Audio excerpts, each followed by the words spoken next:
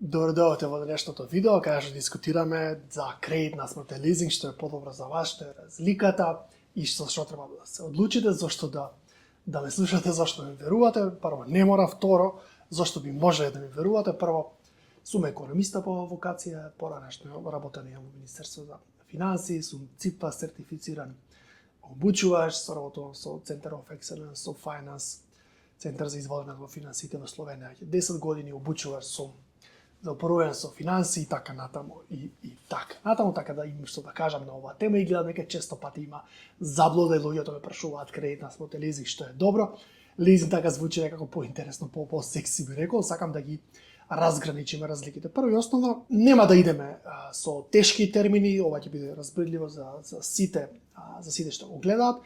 Прво и основно што е разликата е собственоста. Кога имаме кредит, тоа што го земаме на кредит одма станува наша, значи наша собственост. Додека имаме лизинг, не е тоа средство наше, односно е на лизинг компанијата таа што ни го дава лизингот. Да речеме, ако купиме кола на кредит, веднаш колата станува наша, а додека ако купиме кола на лизинг, најчесто за лизингот се користи за кола, таа кола не е наша, таа кола е на лизинг компанијата. Тоа е главната разлика. Меѓутоа, зошто би постоеле двете опции, тоа е добро прашање.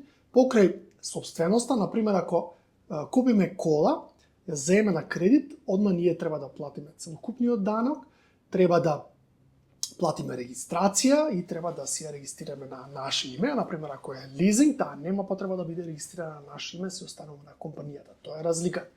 Потоа, почетната инвестиција е различна. Кај кредитите најчесто има учество, потребно учество, дали е стамбен кредит, дали е за кола или за било што, а додека кај лизингот помало учество, почетните трошоци се помали и, например, може да има депозити, некој првична уплата, потоа само плаќаме месечни рати, кај двете најчесто има месечни рати. Битното е условите под кои ги користиме, кога земеме кредит, тоа ние што сакаме да правиме со колата, например, или со станот, додека ако е лизингот, например, ако колата сме взели на кредит, може да одлучиме каде сакаме да ја однесеме на сервис, каде сакаме да ја осигураме. Меѓутоа, кога не би била под лизинг, значи лизинг компанијата ни рече мора да ја осигурате каско. И од старт имате многу поголеми трошоци. Тоа значи дека каското може да е 500 евра годишно, а обичната регистрација да е 200. Значи веднаш имате поголем трошок годишно. Потоа исто битно е на крај од исплаќање на кредитот, целосно е ваше, без никакви ограничувања средството. Додека пак е лизингот, на крај средството се враќа на лизинг компанијата, освен ако нема услови за право на откуп. Постојат на различни видови на лизинг, постои финансиски, оперативен лизинг, не би навлекувал во детајите, значи главната разлика е собственоста. Кај кредитот веднаш станувате собственик, кај лизингот, на крај на лизингот се враќа на компанијата. Например, компанијата за лизинг има клучи, ако не платите 2 рати, ви го зема, чао, немате возило. Додека кај кредитот и да каснете со рати, може да го репрограмирате, да ви одложат, да ве почекаат, може да продадете колата, па разликата од исплатената до сега да биде ваша. Сега ми поставиле прашање, па зошто тогаш луѓето би оделе на лизинг? И па најчесто затоа што добиваме во време. Например, може го немаме учеството и тоа е добро за да речеме за транспортна компанија, која што потребно е да има нови камиони, нови комби или слично, кои што и носат приход. Значи тоа средство носи директно приход. А лизинг за кола за да се возите натаму, според мене не е добра опција и не е исплатива. Да се вратам на примерот со транспортна компанија. Да речеме новиот камион кошта 200.000 евра, таа ги нема. Меѓутоа ако би го имала тој камион и би го вози, од него би правила да речеме 15.000 евра приход, од кој што да речеме 40% биле профит.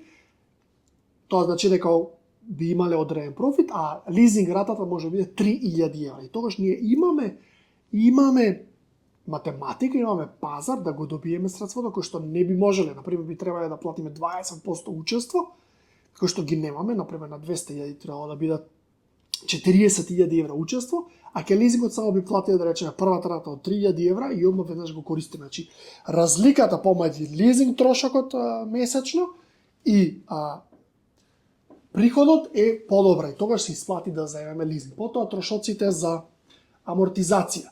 Значи дека со време паѓа цената на тоа возило. Ако е кредит, тие се ке вас, вие која продадете амортизираното возило, значи може да продадете по помала цена, после 5 или 10 години. Додека пак е лизингот, амортизацијата, се грижи самата лизинг компанија, таа го презема тој ризик. Долгорочноста, лизингот обично е 3 до 5 години, а кредитот може да е 5, 10, 20 години. Лизинг договорите обично се со пократко време траење. Што ви се исплати, јас би рекол во најголем број случаи, ако не знаете дека ви треба баш лизинг, веројатно ви треба кредит. Меѓутоа би внимавал секое позајмување, значи ризик, не сум пропонент на нула кредити, меѓутоа не сум ни пропонент на задолжување, значи мора добро да се размисли. Значи главните разлики се сопственоста, трошоците поврзани со сопственоста, значи дали вие ќе го осигурувате или каско, дали вие ќе носите на сервис каде сакате или мора во овластен. Не може да го продадете ако е лизинг средството, ако е кредит може да го продадете. Потоа на крај од лизинг периодот се враќа средството на лизинг компанијата, а додека пак кредитот доаѓа кај вас. Ви го може да го откупите кај лизинг зависно од договорот да стане ваше, меѓутоа не мора. Едноставно може да земете ново возило со нов лизинг. Почетните трошоци се поголеми кај кредитот, обично 20% учество зависи од самиот кредит, а додека пак е лизингот имате многу помали почетни трошоци. Значи генерално кредитот е пофлексибилен, може да правите што сакате со средството, додека пак е лизингот е поограничено, пофиксно, значи условите се дефинирани во договорот за лизинг, на тоа препорачам многу добро да се прочита договорот за лизинг, меѓутоа некогаш доколку тоа ви е средство кој што ви носи пари, например може да биде машина во фабрика. Знаеме ако купиме нова машина, таа ќе биде попродуктивна, помалку фиксни трошоци имаме, повеќе ќе носи приход, а не можеме да купиме таа скапа, да речеме 500.000, тогаш се исплати да ја земеме на лизинг или инвестиција во најразлични видови на опреми. Дури лизинг може да речеме хотел да користи за одредени средства. Знам дека земаат на лизинг дури и крпи, огромните хотели, затоа што не им се исплати да ги купуваат цело време.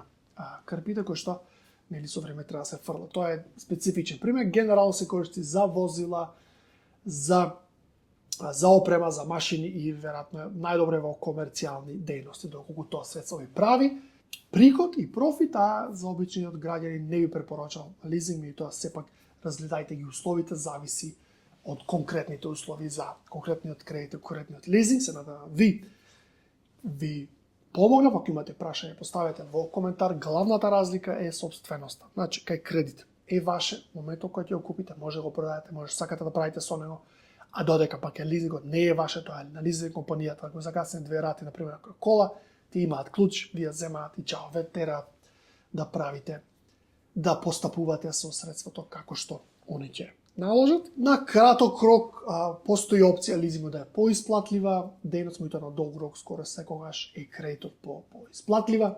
Доколку имате некои прашање, слободно пишете во коментар. Тоа беше ова брзо видео, кредит наспроти лизинг. Се гледаме во следното видео. Чао!